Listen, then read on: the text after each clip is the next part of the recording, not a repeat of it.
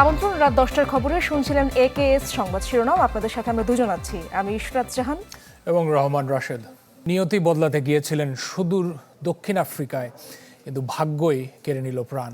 ভয়াবহ আগুনে ঘুমের মধ্যেই পুড়ে গেছেন 6 জন বাংলাদেশি।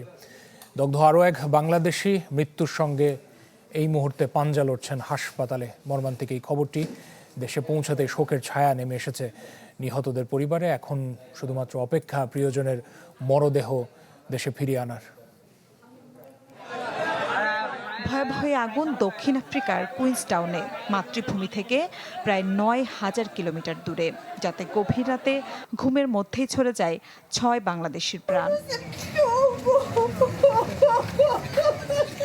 স্থানীয়রা জানান, সোমবার রাতে আগুন লাগে বাংলাদেশি মালিকানাধীন দোকানে। মুহূর্তে ছড়িয়ে পড়ে লেলিহান শিখা। সবাই ঘুমে থাকায় বের হওয়ার সুযোগ না পেয়ে ঘটনাস্থলেই দগ্ধ হয়ে মারা যান। রাত্রে যখন আগুন লেগেছিল তখন আশেপাশের লোকেরা চিৎকার চেঁচামেচি করার পরে দোকানের মালিক সহ আশপাশের বাংলাদেশিরা তারা সেখানে গেছেন, কিন্তু কাউকে উদ্ধার করা যায়নি। একজন মাত্র বাংলাদেশি যিনি টিন কেটে বের হতে পেরেছেন।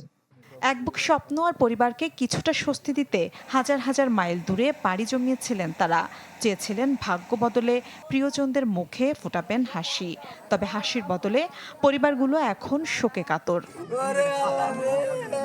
নিহতের কয়েকজনের বাড়ি নারায়ণগঞ্জ। প্রিয়জন হারানোর খবর পেয়ে কান্না থামছে না পরিবারগুলোর।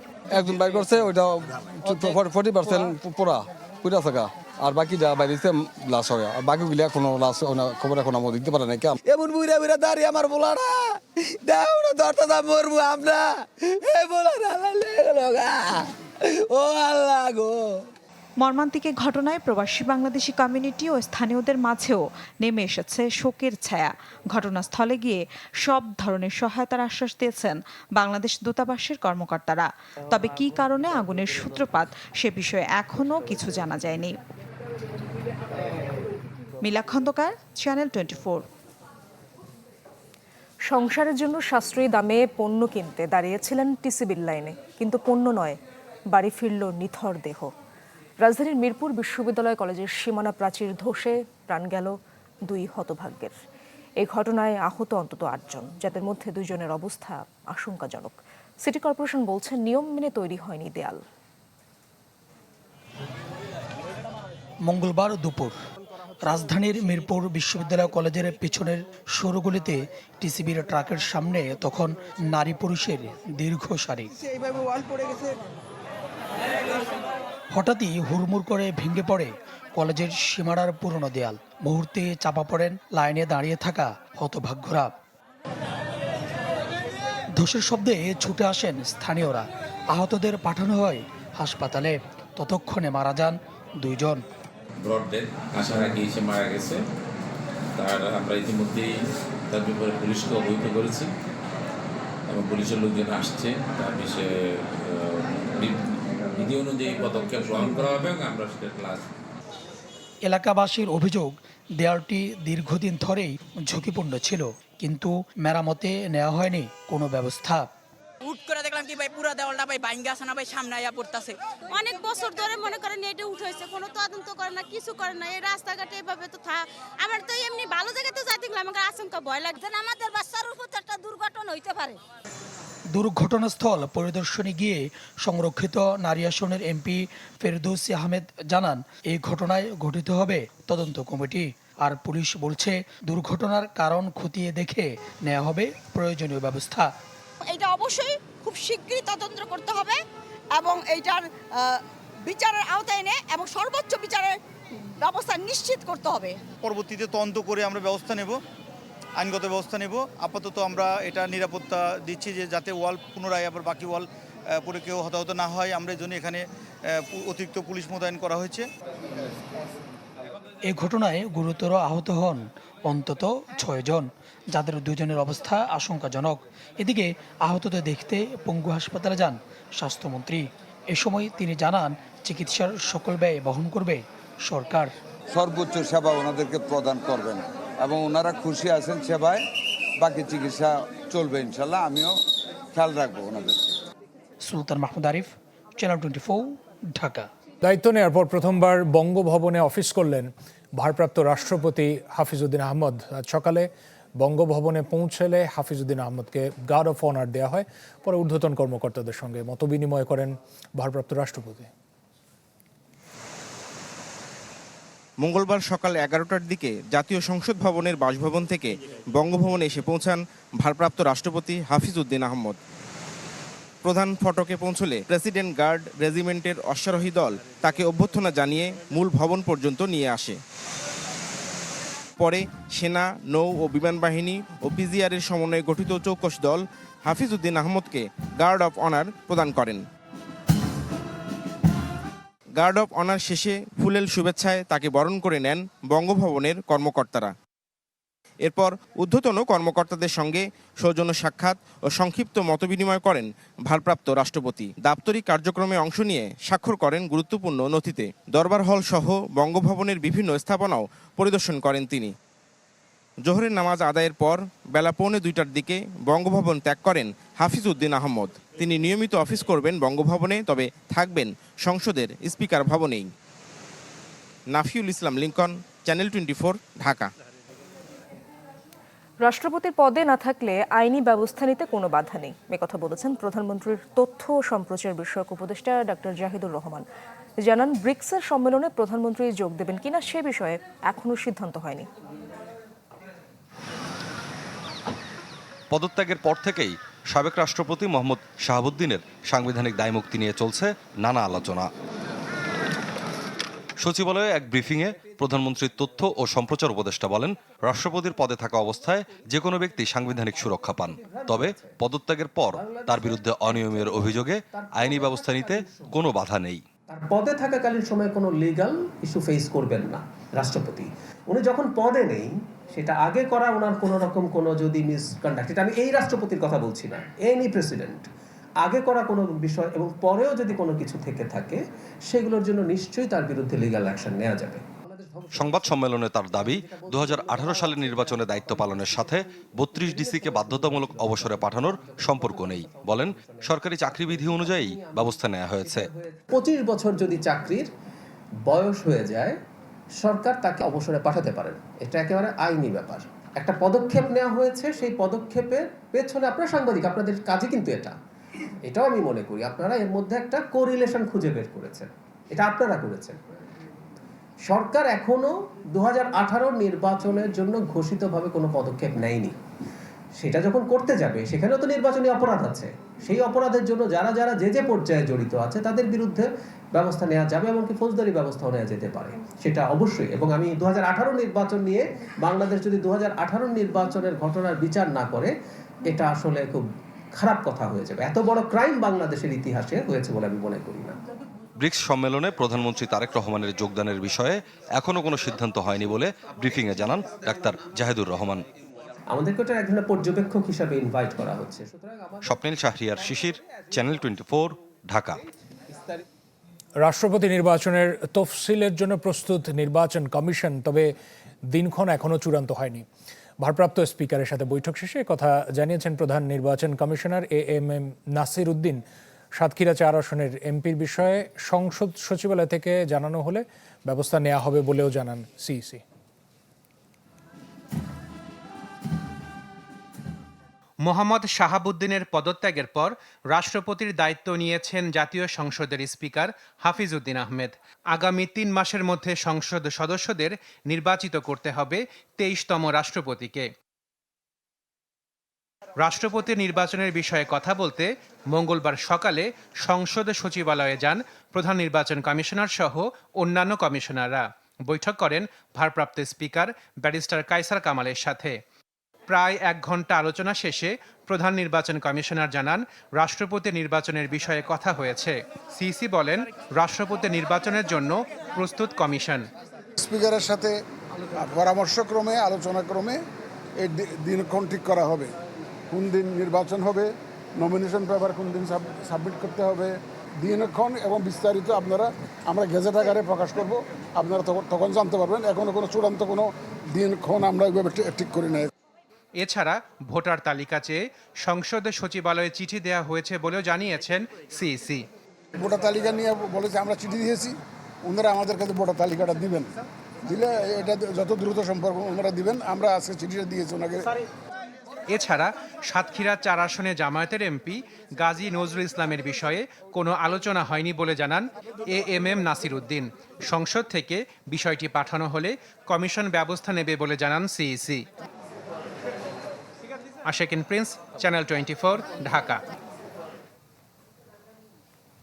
হবিগঞ্জে এনসিপির পদযাত্রায় হামলার ঘটনা ঘটেছে। এতে আহত হয়েছেন সার্জিস আলম, নাসিরউদ্দিন পাটোয়ারি সহ অন্তত 10 জন। অভিযোগ উঠেছে শহরের টাউন হলের সামনে এনসিপির পদযাত্রা শেষে ফেরার পথে নাসিরউদ্দিন পাটোয়ারি ও সার্জিস আলমের গাড়িবহরে স্থানীয় ছাত্রদলের নেতাকর্মীরা হামলা চালায়। এ সময় আহত হন সাংবাদিক সহ এনসিপির নেতাকর্মীরা। পরে নেতাকর্মীদের স্থানীয় সোনালী ব্যাংকে প্রায় 1 ঘন্টা অবরুদ্ধ করে রাখা হয়। খবর পেয়ে পুলিশ তাদেরকে উদ্ধার করে সার্কিট হাউসে নিয়ে যায়। এনসিপি নেতাকর্মীদের অভিযোগ, সমাবেশে বিএনপি নেতাদের নিয়ে সমালোচনা করলে তাদের ওপর এই হামলা করে ছাত্রদলের নেতাকর্মীরা।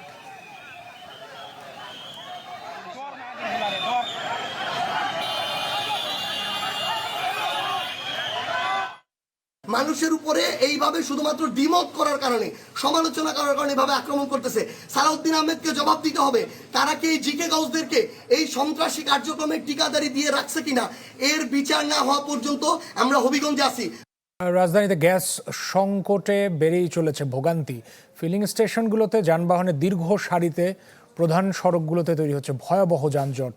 এই সংকট কাটাতে মালয়েশিয়া বাংলাদেশকে জ্বালানি সহায়তা দেবে বলে জানিয়েছেন জ্বালানি প্রতিমন্ত্রী। সময়ের সাথে গ্যাস সংকটে বিপত্তি বাড়ছে সাধারণ মানুষের। ঘন্টার পর ঘন্টা অপেক্ষা করেও মিলছে না সিএনজি। সংযোগ সড়কের গাড়ির লাইন গিয়ে ঠেকেছে প্রধান সড়কে, ফলে বাড়ছে যানজট। চালকদের বেশিরভাগ সময় চলে যাচ্ছে গ্যাস সংগ্রহের লাইনে। লাইনে গ্যাস নাই, বলতে গ্যাস যখন আসে তখন দিবে, কোনো গ্যারান্টি নাই। 12টা বাজতে পারে, 4টা বাজতে পারে, রাত 12টা বাজতে পারে। প্রতিদিন রাত 2টা, 3টা, 3:30টার আগে ঘুমাইতে পারি। রাত 10টা সিরিয়াল ধরে রাত 2টা 15 মিনিটের গ্যাস পাইছি 75 টাকা। সকালে ফিলিং স্টেশনে গ্যাস পাওয়া গেলেও বেলা বাড়ার সাথে সাথে অনেক জায়গাতেই বন্ধ হয়ে যায় সরবরাহ। সিএনজি স্টেশনের মালিকরা বলছেন, চাপ না থাকায় মেটানো যাচ্ছে না চাহিদা। লাস্ট 10 দিন যাবত আমরা আসলে সত্যি কথা 2 ঘন্টা বা 3 ঘন্টা পাম্প চালাতে পারতেছি, গ্যাসের চাপ নাই বিধায়। তো সেক্ষেত্রে আমরা চরম অর্থনৈতিক সংকটের মধ্যে আমরাও ভুগতেছি। এমন অবস্থায় প্রধানমন্ত্রীর অর্থ ও পরিকল্পনা উপদেষ্টার দাবি, শিগগিরই কেটে যাবে সংকট। আর জ্বালানি প্রতিমন্ত্রী জানান, সরকারকে সহায়তার আশ্বাস দিয়েছে মালয়েশিয়া। জনাব আনোয়ার ইব্রাহিম মাননীয় প্রধানমন্ত্রীকে আশ্বস্ত করেছেন, তার তরফ থেকে এবং তার দেশের তরফ থেকে এই সংকট নিরসনে যা কিছু করার সুযোগ করেছেন তিনি দ্রুততম সময়ের মধ্যে তার টিমের সাথে কথা বলবেন, সংশ্লিষ্ট মন্ত্রণালয়ের সাথে কথা বলে মাননীয় প্রধানমন্ত্রীকে অবহিত করবেন। জ্বালানি যদি নিরাপত্তা না ঘটে তাহলে তো বিনিয়োগ হবে। গ্যাসের ক্ষেত্রে আপনারা দেখেছেন কোনো অনুসন্ধান করা হয়নি, কোনো উত্তোলনের ব্যবস্থা করা হয়নি, বিদেশ নির্ভর করা হয়েছে। রনক মাহমুদ সৌরভ, চ্যানেল 24, ঢাকা।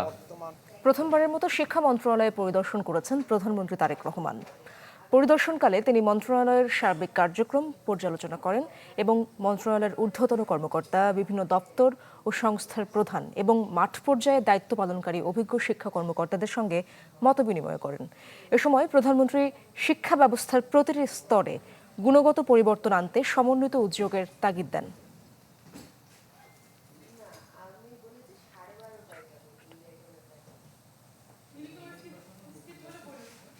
পার্বত্য অঞ্চলের ক্ষুদ্র নৃগোষ্ঠীরা দীর্ঘদিন ধরে ন্যায্য অধিকার থেকে বঞ্চিত। তাদের জীবনমান উন্নয়নে সরকার কাজ করছে।